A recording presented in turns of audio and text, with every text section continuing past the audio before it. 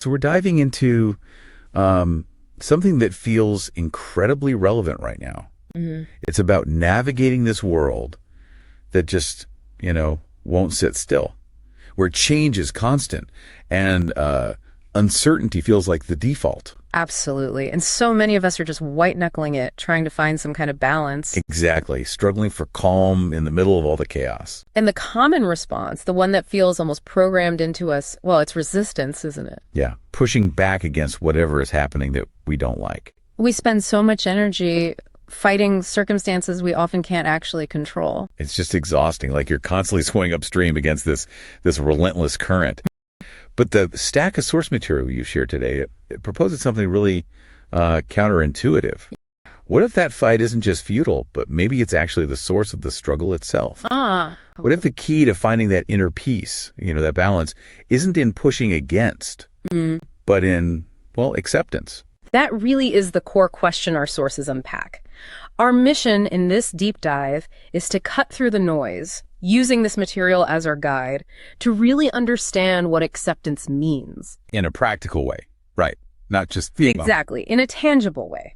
It's presented here not as some passive concept, but as a powerful, truly transformative force. Okay. We want to give you the insights from these sources to see how practicing acceptance might fundamentally shift your experience. And we're not just staying high level, are we?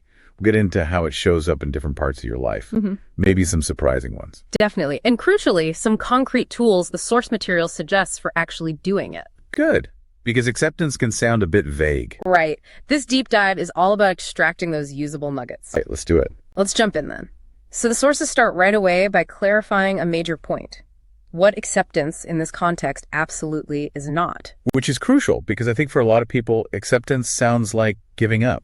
Exactly. Like resignation, That's the number one misconception the sources tackle head on.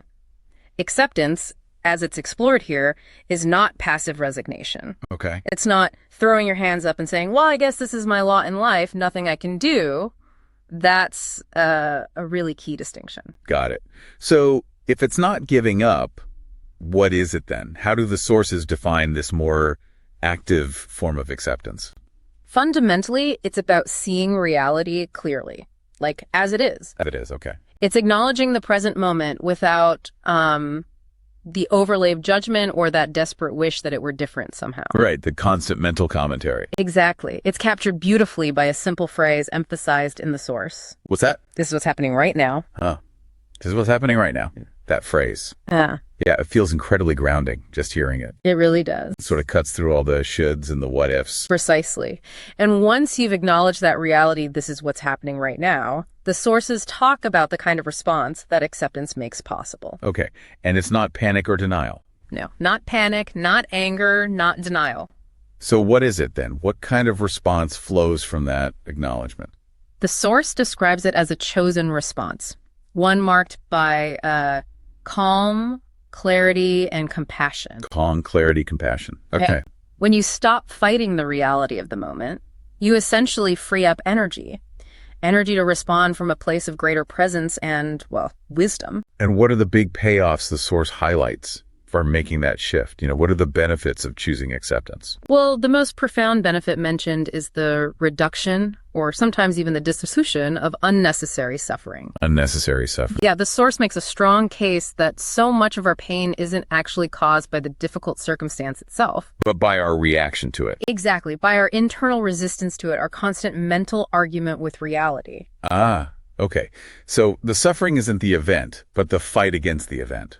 That makes sense. Precisely. And when you release that fight, you open the door to something else entirely. Which? Greater peace and increased resilience. You're not bringing out on resistance anymore. You're cultivating an inner steadiness that actually helps you navigate the challenges. That makes a lot of sense. You have more internal resources available when you're not, spending them on an unwinnable battle. Now, the source material doesn't just treat acceptance as one big amorphous thing, does it? It breaks it down. It does. It breaks it down into different facets, different areas where it's crucial. It shows us how acceptance isn't just about external circumstances, but also internal one. Internal. Right. Like self-acceptance. Exactly. Let's start there because that's perhaps the most challenging area for many, self-acceptance. Boy, yeah. Being our own harshest critic. It feels like that's almost a universal human experience. It really does. The sources describe this internal landscape where we constantly focus on our flaws, replay past mistakes, fixate on perceived shortcomings. Always finding fault. Right. And there's often this deep-seated, sometimes unconscious belief that we have to be perfect or somehow fundamentally different to be worthy or lovable. And that pursuit of perfection is just utterly exhausting. Completely. So what does genuine self-acceptance, according to these sources, actually look like? What does it involve? It's about turning towards yourself and applying that phrase again. This is what's happening right now with me. Okay. It's embracing the whole package, the light and the shadow, the successes and the stumbles, the imperfections, and all the wonderful quirks. Seeing the whole picture. Yeah, it's acknowledging our fundamental humanity, the fact that we are, messy, beautiful, and constantly in progress, ever evolving. Messy, beautiful, ever evolving. I really like that framing. It sounds so much more compassionate than the relentless internal judgment we often dish out. It is. Yeah. And the sources point out the incredible outcome of this internal embrace. What's that? It creates the vital space needed for real growth, for deep healing, and for authentic self-love to actually flourish.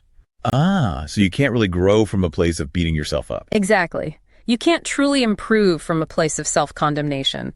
The sources suggest you need acceptance first. That's a powerful point. Yeah. You need to accept where you are to figure out where you want to go. Okay, let's zoom out a bit. The source also explores acceptance of others. Mm-hmm. This can be incredibly tricky, can't it? Especially with people we're close to. It absolutely is. I mean, think about how much energy we pour into trying to change the people in our lives. Oh, yeah. Wishing our partner would be different, or our kids would act a certain way, our colleagues would just get it. Right. And what's the usual result of all that effort? Frustration, mainly. Conflict, disappointment, feeling unheard, or like you're hitting a brick wall. Precisely. So acceptance of others, as these sources define it, means learning to meet people where they are. Meeting them where they are. Yeah, approaching them with understanding and a kind of grace, even when it's difficult. Now, there was a crucial nuance in the source material here that I want to make sure we highlight. This acceptance doesn't mean becoming a doormat, right? It's not about just letting people walk all over you. No, not at all. That's a really important clarification the sources make. They are very clear. Acceptance of others does not mean tolerating harmful or abusive behavior. Okay, vital distinction. Absolutely vital. This isn't about enabling bad behavior. It's about releasing the need to control another person. Okay. It's recognizing that you cannot fundamentally change someone else. Change has to come from within them. Right. So acceptance here is really about managing your own expectations and responses, recognizing what you can control. Like my boundaries, my reactions. Exactly. And what you cannot control, namely their choices, their actions, their internal world. That reframes it completely. It becomes less about their behavior changing and more about letting go of my need to dictate it. Precisely. Okay, so the final facet the source delves into is acceptance of life's circumstances, the big stuff. Ah, yes. The curveballs life inevitably throws our way, whether it's something deeply personal, like a health challenge or losing a job or a relationship ending. Or even bigger things like economic uncertainty or global events we see unfolding. Right. Life serves up situations we didn't order and definitely don't like. And the standard reaction is often to fight it, isn't it? To rage against the unfairness of it all. Why me? Which, the sources argue, only compounds the pain. The circumstance itself might be difficult, maybe very difficult, but our internal resistance to it adds layer upon layer of suffering, that thought this shouldn't be happening.